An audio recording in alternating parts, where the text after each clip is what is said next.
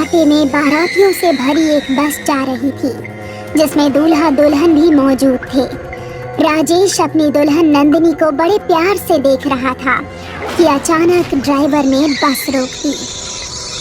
अरे 2 घंटे तक बस यहीं रोक लेते, इतने आगे का इलाका एक आत्मा का है जो नए शादीशुदा जोड़ों को मार देती है साहब। अपनी बकवास बंद करो।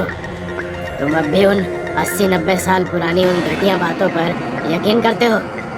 बस चलाओ, हम यहाँ नहीं रुक सकते। ड्राइवर ने बस स्टार्ट कर दी।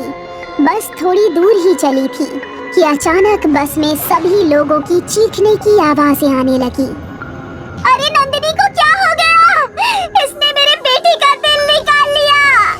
हाय मेरा बेटा! ड्राइवर ने जैसे ही पलट कर देखा तो उसके सामने नंदिनी डायन बनी खड़ी थी।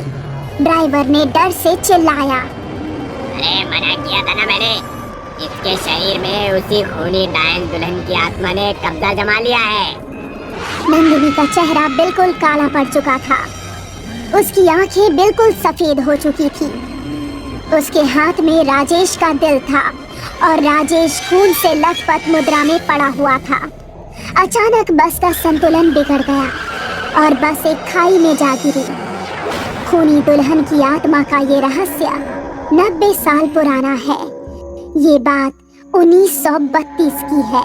महाराष्ट्र के एक गांव में एक परिवार में खुशियों का माहौल था। उस परिवार के लड़के नितिन की आज शादी हुई थी। लड़के की माँ विमला देवी बहुत खुश थी। मेरे नितिन के तो भाग्य खुल गए। लड़की वालों ने दहेज भी दिल खोल कर दिया है। तभी घर के भीतर से शोर उठा, अरे जल्दी किसी डॉक्टर को बुलाओ, बहू ने जहर खा लिया है। पल भर में खुशी का माहौल गायब हो गया। दुल्हन के पूरे शरीर में जहर फैल चुका था। दुल्हन ने हाथ जोड़कर बड़ी कठिनाई से कहा, मेरी जबरन शादी की गई है। मैं किसी और को अपना पति मानती हूँ, इसीलिए मैंने जहर खा लिया। इतना कहकर दुल्हन ने दम तोड़ दिया।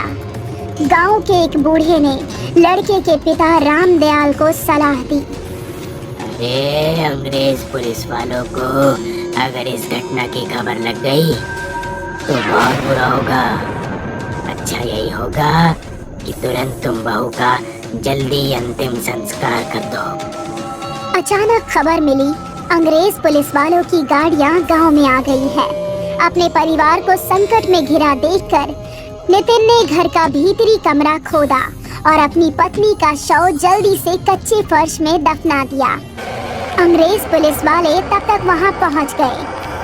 हे, ये क्या करता है यहाँ तुम लोग? अरे कुछ नहीं साहब, इस घर का जवान बेटा बीमार हो गया है, उसे ही देखने आए थे। कहाँ है? दिखाओ हमें। अंग्रेज घर के भीतर जा घुसे, लेकिन लड़के के पिता रामदयाल ने उन्हें देख लिया था। वो तुरंत बोले, माय बाप, मेरा लड़का बीमार है, जोर से मत बोलिएगा।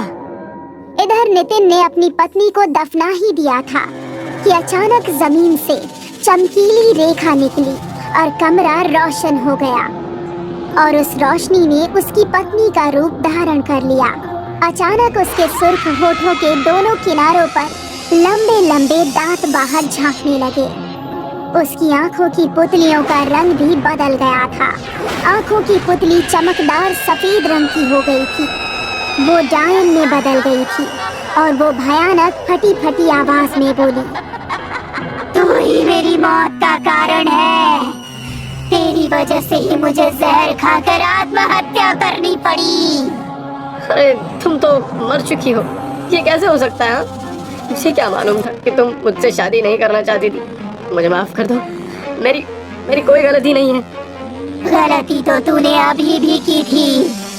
कौन सी गलती? अंग्रेज पुलिस वालों से बचने के लिए तूने मेरी लाश का क्रियाकर्म करने के बजाय उसे जमीन में दफना दिया। ये कहते हुए दुल्हन की आत्मा बन चुकी डायन ने अपने पहने दांत उसकी गर्दन में गाड़ दिए। नितिन की माँ, लगता है नितिन की तबीयत ठीक नहीं है। नितिन की माँ विमला देवी दुखी होकर अपने पति से बोली, जिसकी शादी हुए 24 घंटे भी न बीते हो और उसकी पत्नी आत्महत्या कर ले, उस पे क्या बीत रही होगी। अरे इसीलिए मैं सोच रहा हूँ उसे उस बंद कमरे से बाहर बुला लूं। मुझे बहू की लाश के बारे में भी पूछना है। तभी नितिन की चीख से पूरे घर की दीवारें कांप उठी। ये चीख तो मेरे बेटे की है। विमला देवी और राम दयाल उस कमरे की तरफ भागे जहां नितिन लेटा था। नितिन, दरवाजा खोल, क्या हुआ मेरे बेटे? इधर दुल्हन बन चुकी डायन ने नितिन के जिस्म का खून पीकर सीना अपने पैने नाखूनों से चीरकर उसका धड़कता हुआ दिल नोच लिया और उसे खा गई। सीने से दिल निकलते ही नितिन ने दम तोड़ दिया। अचानक दरवाजा खुल गया। सामने पड़े अपने बेटे की लाश देखकर विमला बेहोश होकर गिर पड़ी और राम दयाल के सामने दुल्हन बनी डायन खड़ी हुई थी। तुम सब मरोगे। अरे मेरे बेटे ने तेरा क्या बिगाड़ा था? मेरी पत्नी को छोड़ दे। मगर खूनी दुल्हन ने राम दयाल के सीने में अपने नुकीले पंजे से वार कर दिया और उसका दिल निकाल कर खाने लगी। राम दयाल की चीख सुनकर उनकी पत्नी बेहोशी से जाग गई। यही हाल उसने विमला का भी किया। इस घटना के बाद उस घर में सन्नाटा छा गया और गांव में मौतों का सिलसिला शुरू हो गया। गांव के लोगों में उसकी दहशत बढ़ गई थी। गांव के लोग मुखिया के पास गए। अरे कुछ करिए मुखिया जी, ऐसे तो वो डायन सारे गांव को खत्म कर देगी। तुम सब सही कहते हो। मैं एक तांत्रिक को जानता हूँ, चलो उसके पास। नितिन की पत्नी की लाश उस घर में अभी भी दफन है।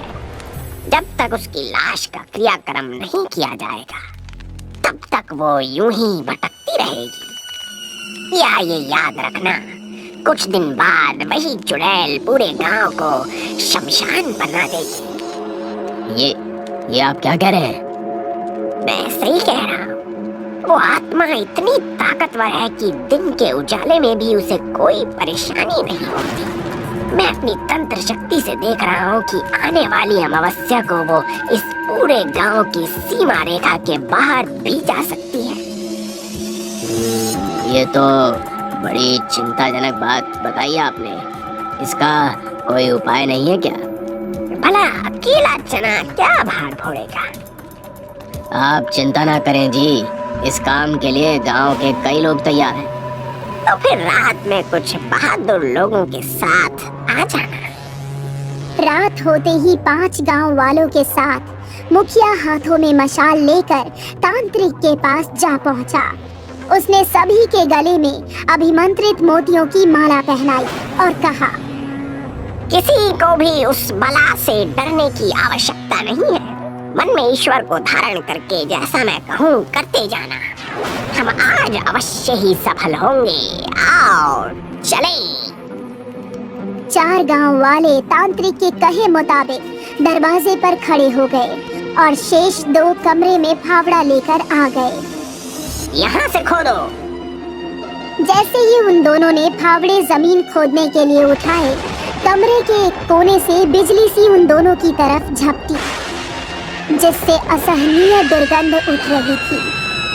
कैन में भरा तेल शव पर डाल दो। अचानक दुल्हन की आत्मा यानी डायन तांत्रिक के सामने आ गई। उसका खौफनाक चेहरा देखकर वहाँ भगदड़ मच गई। सिर्फ मुखिया हिम्मत करके वहाँ खड़ा रहा। तू क्या समझता है? तू अपने मकसद में कामयाब हो जाएगा? तांत्रिक, तेरी इतनी हिम्मत? तू गांव वालों के साथ यहाँ तक आ गया? मरने के लिए तैयार हो जा। आज तेरा दिल निकाल कर मैं खाऊंगी। डायन ने बड़ी फुर्ती से अपने पंजे तांत्रिक के सीने में गाड़ दिए और उसका दिल निकाल कर खाने लगी। तांत्रिक ने वही दम तोड़ दिया, लेकिन गांव के मुखिया ने तुरंत केन में भरा तेल उड़ेल कर उसमें आग लगा दी। आग जलते ही डायन तड़पने लगी और वहां से गायब हो गई। कहते हैं कि आज भी उसकी आत्मा उन वीरानों में भटकती है। आज भी रात के वक्त कोई भी नई नवेली दुल्हन उस गांव की सीमा में नहीं जाती है, और जो जाती है वो आत्मा उसके शरीर पर कब्जा कर लेती है और उसका अंजाम मौत होता है।